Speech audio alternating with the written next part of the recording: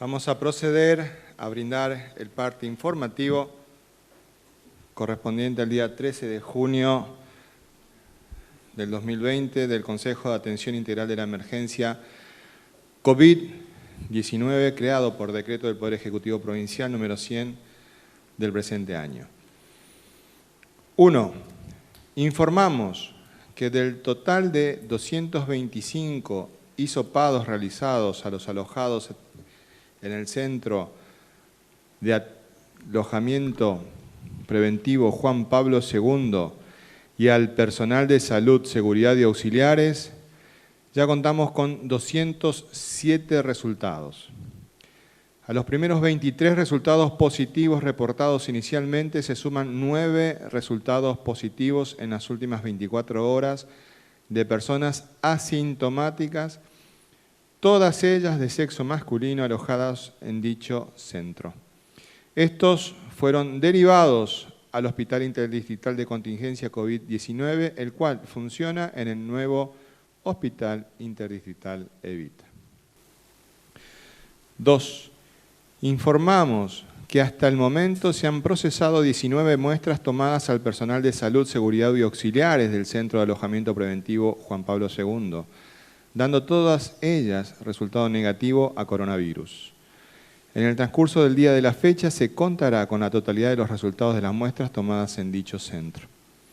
3. En razón de lo expuesto, en la provincia de Formosa se han diagnosticado hasta la fecha 34 casos positivos a coronavirus. Con respecto a la evolución de las personas con resultado positivo, se informa que todas ellas se encuentran en buen estado general. Únicamente 7 presentaron síntomas leves y 27 continúan asintomáticos. 5. A los test habituales de búsqueda activa de casos se suman los análisis en el marco de la estrategia de control y bloqueo, totalizando la fecha 1.309 test realizados con una positividad del 2.6%. 6. En las últimas 24 horas se incorporó un caso sospechoso para estudio. Se trata de una mujer de 46 años que ingresó el día 30 de mayo proveniente de Bahía Blanca que presenta cefalea y fiebre, razón por la cual se la aísla en el Hospital Distrital número 8, donde se le toman las muestras y se esperan los resultados para el día de la fecha. 7. Con relación a las informaciones falsas que personas desaprensivas generaron e hicieron circular para provocar temor, alerta y confusión en la población, informamos que se han iniciado 2 causas penales en el marco de lo tipificado por el artículo 211 del Código Penal, orientadas a identificar la autoría de dicho material falso y su posterior sanción. Reiteramos el llamado a la responsabilidad social en momentos sensibles de pandemia para ser cuidadosos en proteger la salud de todos y no partícipes de actos ruines que buscan amedrentar y confundir a los y a las formoseños y formoseñas. 8. Fueron controladas 18.187 personas en la vía pública en el marco de la tarea preventiva que lleva adelante la policía en toda la provincia. Fueron judicializadas 296 personas por incumplir las restricciones de circulación, iniciándose las causas penales correspondientes. Se controlaron 8.288 vehículos y se secuestraron 54 de ellos y 4 embarcaciones.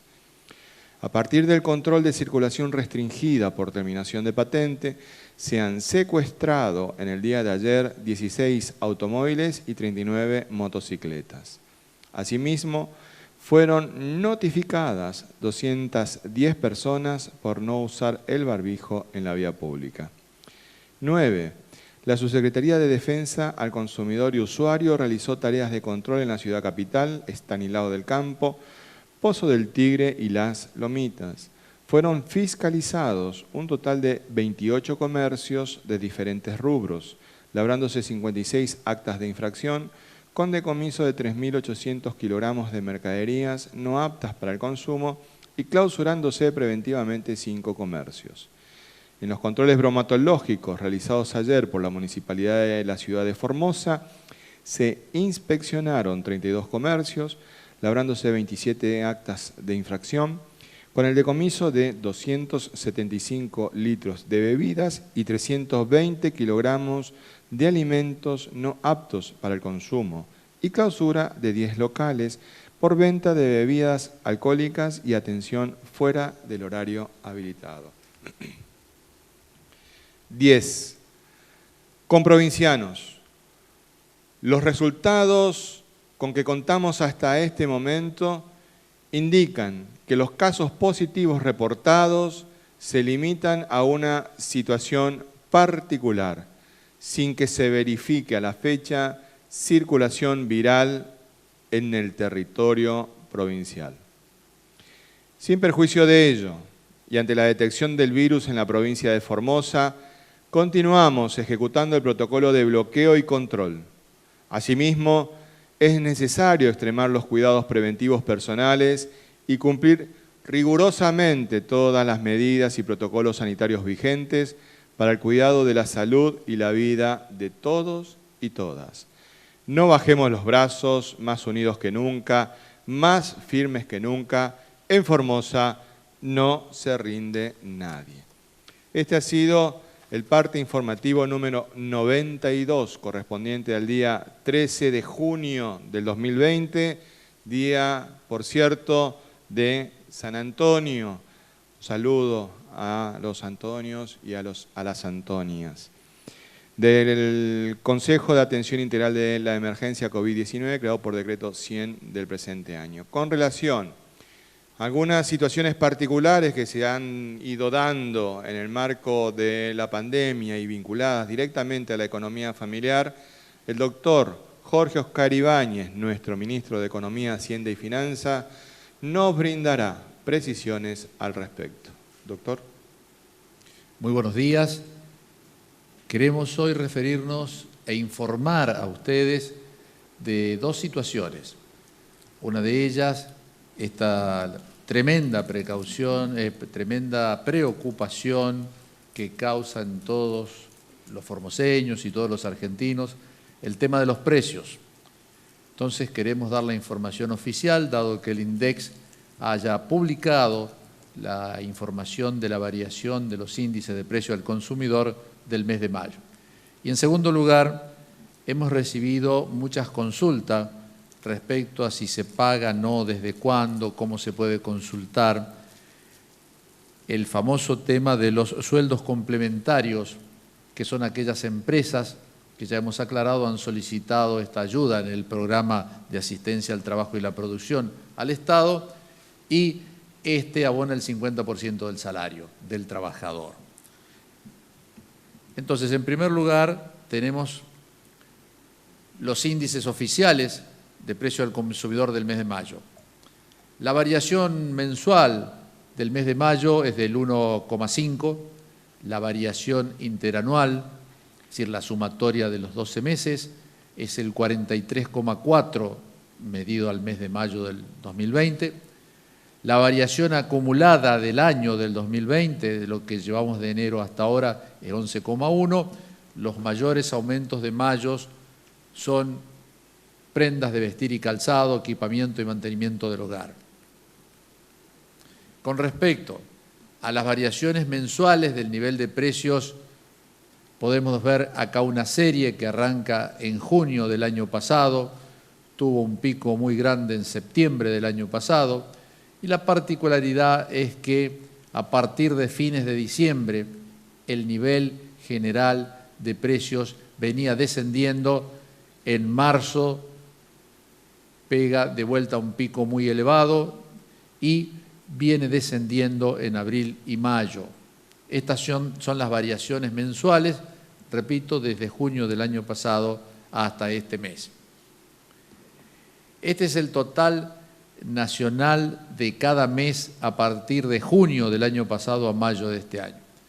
Junio del 2019 marcó el 55,8 como el nivel más alto interanual de la suba de precios en la República Argentina. El de mayo es 43,4. Ustedes ven que habría a partir de diciembre del 2019 un descenso generalizado en la suba en el índice de precios al consumidor. Y esto nos indica la variación por divisiones. El INDEX divide en 12 a distintas canastas de productos. El nivel general es el que está en el centro del gráfico, es 1,5 y llega en algunos casos prenda de vestir y calzado al 7,5, equipamiento y mantenimiento del hogar 2,8. Bueno, lo que a nosotros también nos interesa mucho es alimentos y bebidas no alcohólicas. Alimentos. Alimentos, el 0,7 es el promedio, porque todos sabemos que hay alimentos como estos que reflejamos acá a modo de ejemplo, algunos por unas cuestiones estacionales como la cebolla y el tomate, que están prohibitivos, han subido un 17%. El otro tema es el de los huevos. De acuerdo a lo que se informa, es por mayor demanda, no tenemos una explicación de por qué no es un producto estacional esta tremenda suba de precio que han tenido los huevos. Luego las manzanas, las arvejas, salame, carne, manteca, si bien han subido, mucho menor, pero todos estos alimentos que son, por ejemplo, de un consumo masivo, indudablemente que han aumentado más que el promedio general del aumento de estos precios. Con respecto a la pregunta que nos hacían, desde el jueves 11 se inició la liquidación de los sueldos complementarios de los trabajadores cuyas empresas han solicitado la ayuda del Estado en el marco de este programa de asistencia al trabajo y la producción. El Estado abona el 50% de los salarios, el resto lo debe abonar obligatoriamente la empresa.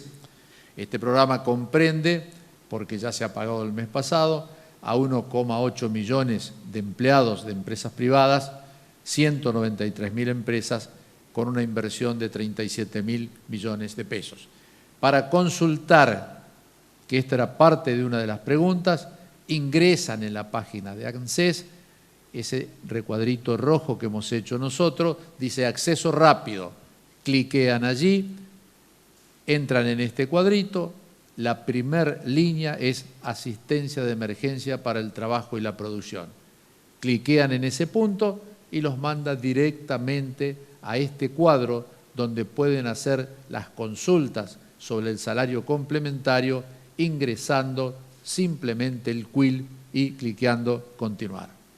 Los cronogramas de pago, atento a que el día lunes es feriado nacional, anunciaremos recién el lunes los que corresponderán a la semana próxima.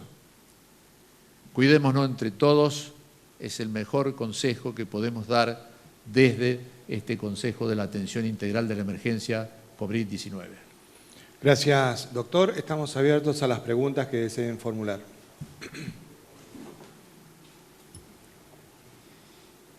Buenos días, Emanuel Crossi, Diario de la Mañana. Queremos saber si se realizaron los testeos a las personas que estaban en el último colectivo que ingresó a Formosa y si esas personas están alojadas en algún lugar, ¿en qué lugar? Gracias. Buenos días. En el día de la fecha se están haciendo los testeos correspondientes a todos los acompañantes o los que venían en el mismo colectivo de la doctora que vino de Buenos Aires. Ayer se finalizó con las muestras del Juan Pablo, con las muestras del polideportivo, también que había 19 personas, con todas las personas que estaban atendiendo el Juan Pablo. Se totalizaron más de 250 muestras, así que hoy está planificado eso a las 72 horas del diagnóstico.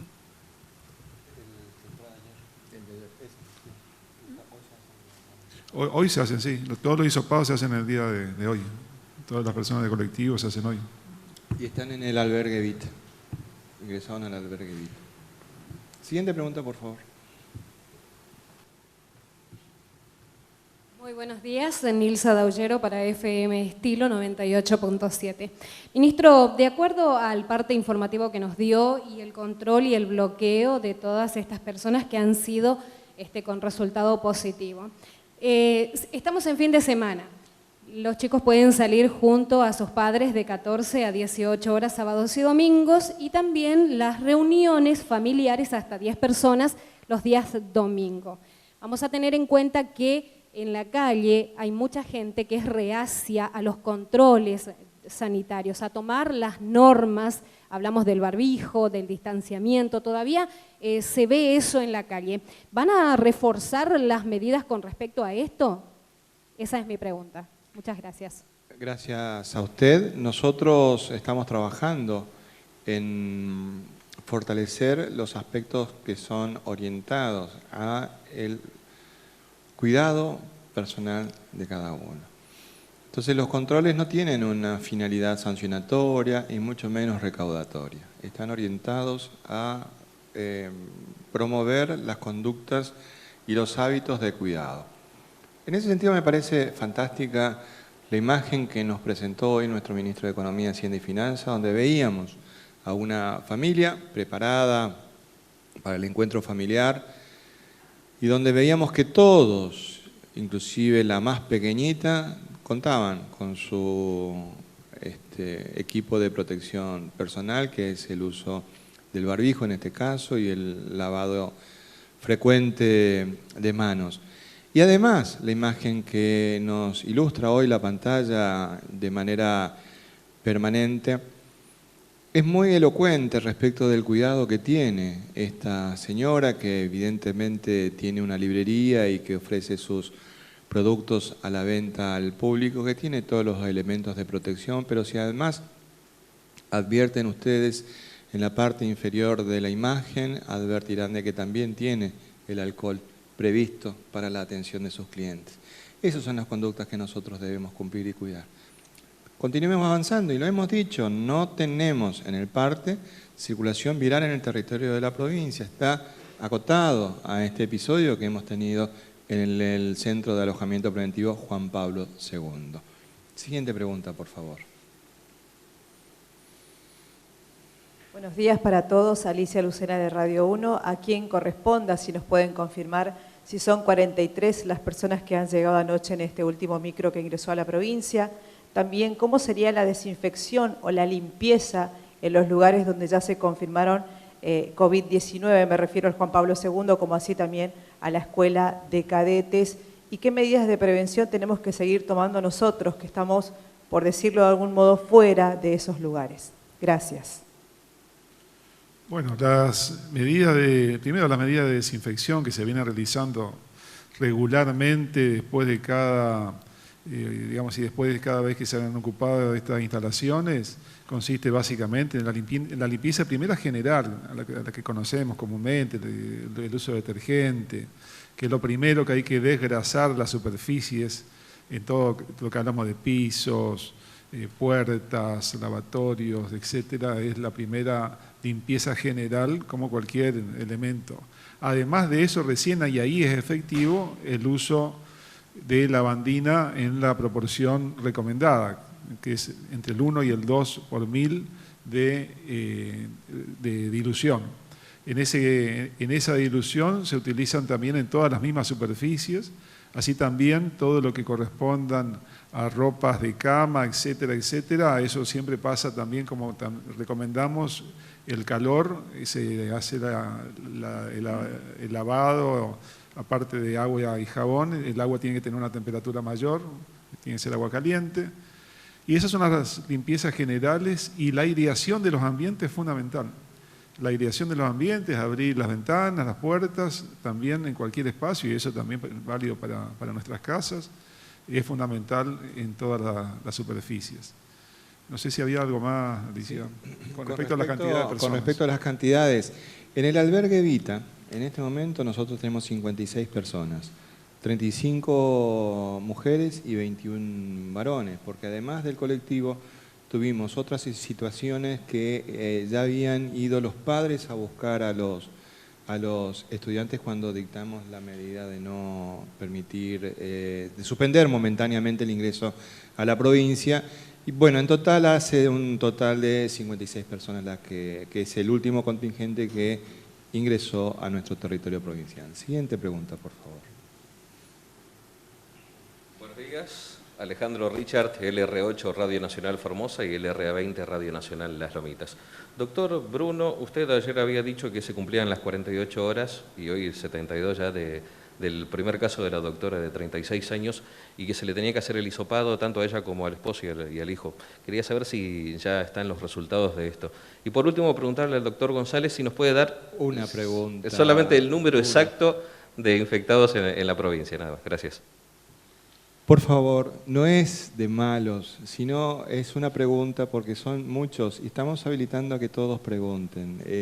Hace muchos días no venías, por eso, pero discúlpenos, no es por malo, es una pregunta por medio, por más que alguno de ustedes se enoje, no importa, todos queremos participar. Sí, doctor, disculpe.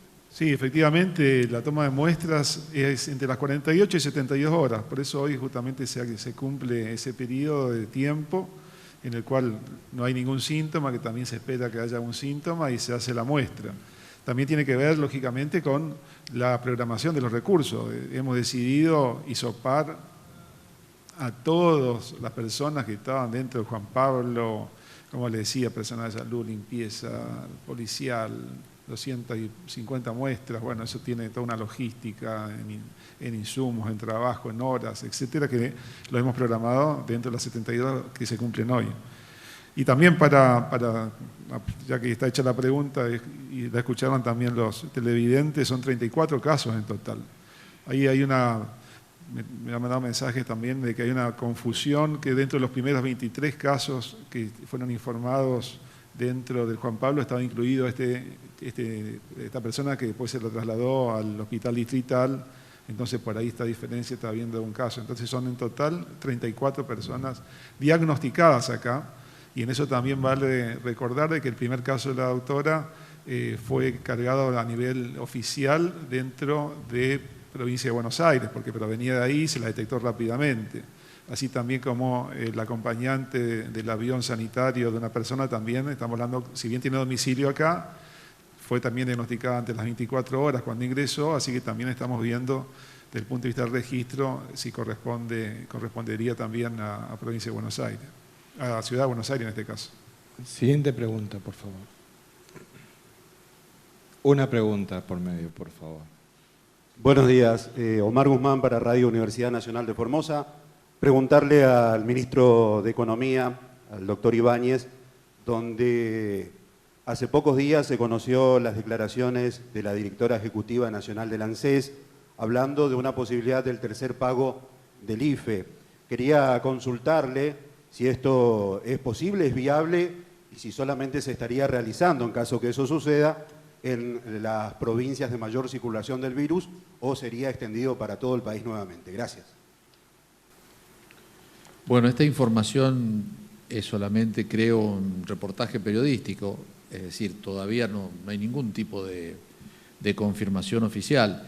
Lo que sí nos pidió la máxima autoridad de ANSES es que tenemos la obligación a través de los bancos respectivos que abonen el IFE 2 y el IFE 1 residual, como se lo llama, de entregarle a cada uno de los beneficiarios un CBU.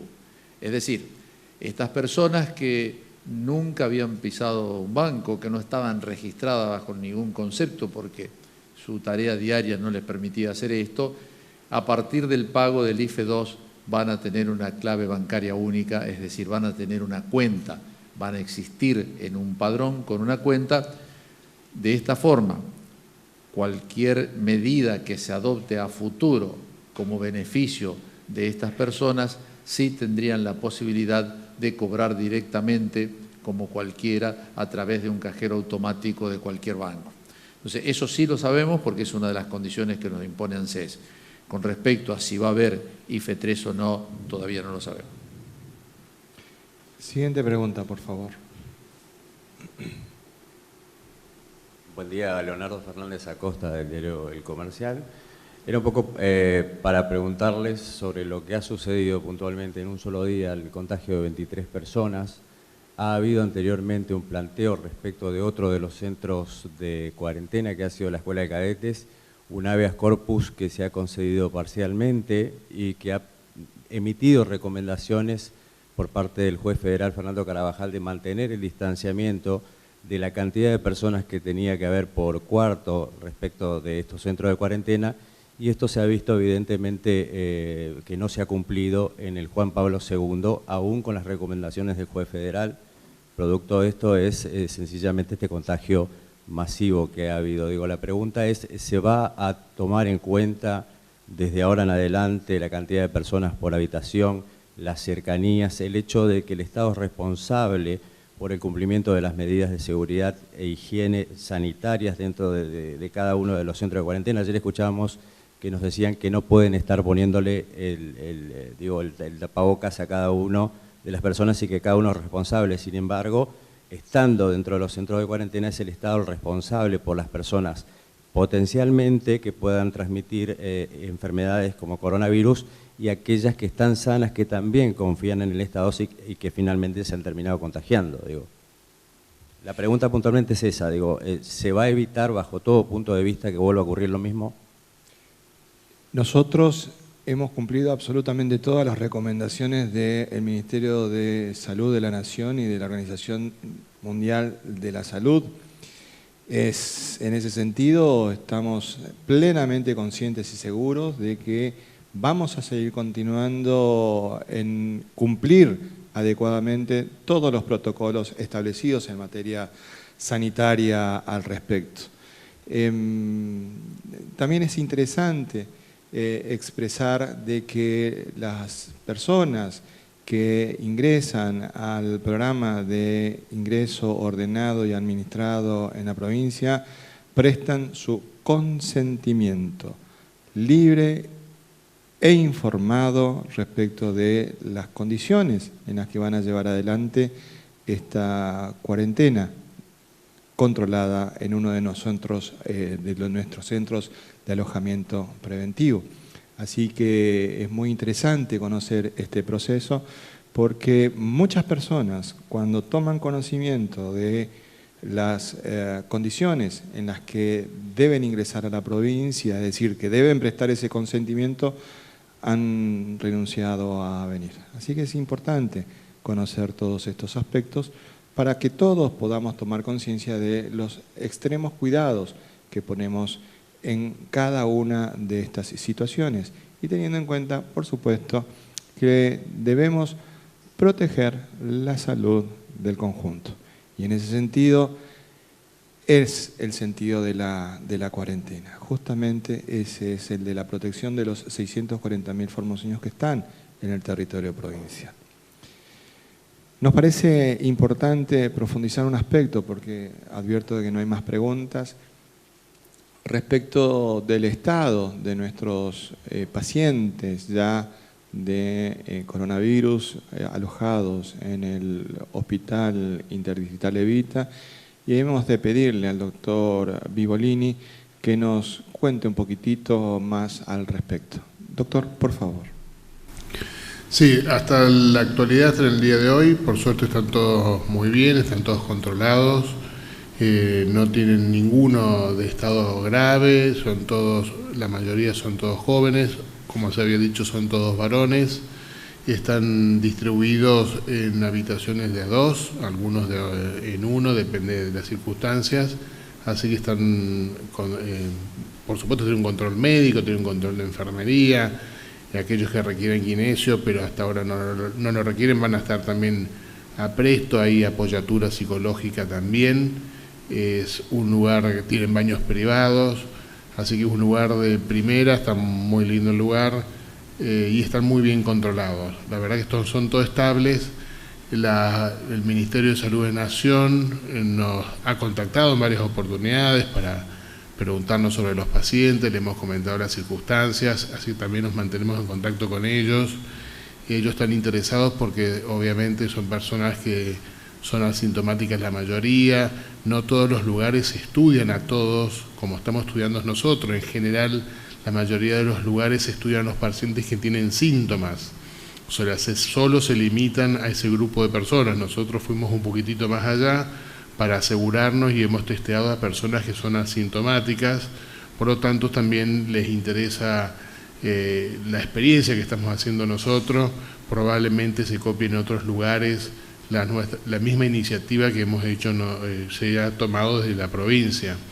Así que estamos en contacto con ellos y por supuesto están todos contentos, por decirlo así, por la estabilidad de los pacientes. Gracias, doctor. Nos parece importante profundizar también en lo que es el concepto de la cuarentena y del sentido de un centro de alojamiento preventivo. Y vamos a pedirle a nuestro epidemiólogo, al doctor Mario Romero Bruno, que nos exponga al respecto. Bueno, aprovechando, como decía, que tenemos un tiempito más, al haber menos preguntas, y primero para entender, el concepto de epidemiología tiene que ver con un concepto poblacional. O sea, todas las medidas, una de las funciones principales es justamente epidemio, viene de la palabra epidemia y tiene que ver con demos, pueblo, logos, estudio. O sea, es una disciplina dentro de la medicina que tiene esta visión poblacional de la mayoría, de las mayorías, y ver también cuáles son los factores que contribuyen a mejorar, condicionar o empeorar la salud. Y entonces están las medidas de control, todas las recomendaciones que se hacen desde ese punto de vista, y en este momento, lógicamente, tiene una gran importancia esta manera de verlo, porque se trata de una pandemia, es una epidemia que es mundial. Entonces, esa visión permite, de un lado, tomar decisiones mayoritarias que benefician a la mayoría y que eviten la propagación, el daño, el riesgo a la mayoría. Y entonces todas las medidas recomendadas están dentro de los aprendizajes que se han tomado de esta manera de interpretar las enfermedades y poder contribuir para la sociedad.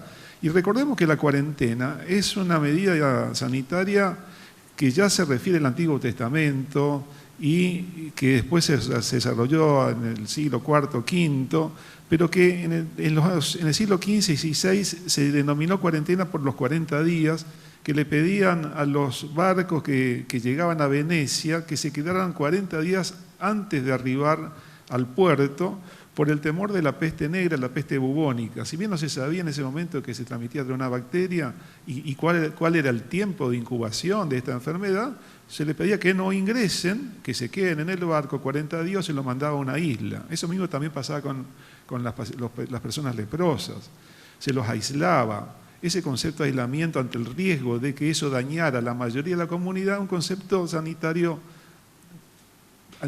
antiquísimo, antiguo, pero vigente hoy día, y esto se puso a prueba también en otras enfermedades, como fue el ejemplo de lo que hablamos de la gripe española en su momento, del SARS recientemente.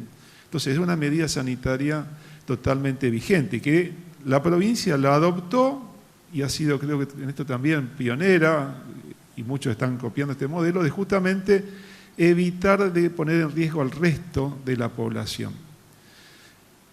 ¿Qué hubiera pasado? Y ahí viene también el otro razonamiento. ¿Qué hubiera pasado si 3, 4, 5 personas que podían haber estado ya viniendo, y ese es el estudio que estamos terminando de realizar después de tener todos los datos, hayan venido portando este virus y hayan estado en su casa, con la experiencia que tenemos de que muchas veces no se cumplen este tipo de aislamientos domiciliarios, que tienen contacto no solo con su familia, tienen contacto con amigos, y más sobre todo cuando hablamos de jóvenes, comparten mate, comparten el espacio, no respetan el distanciamiento social. Hay fiestas que se hacen, y eso también es de público conocimiento.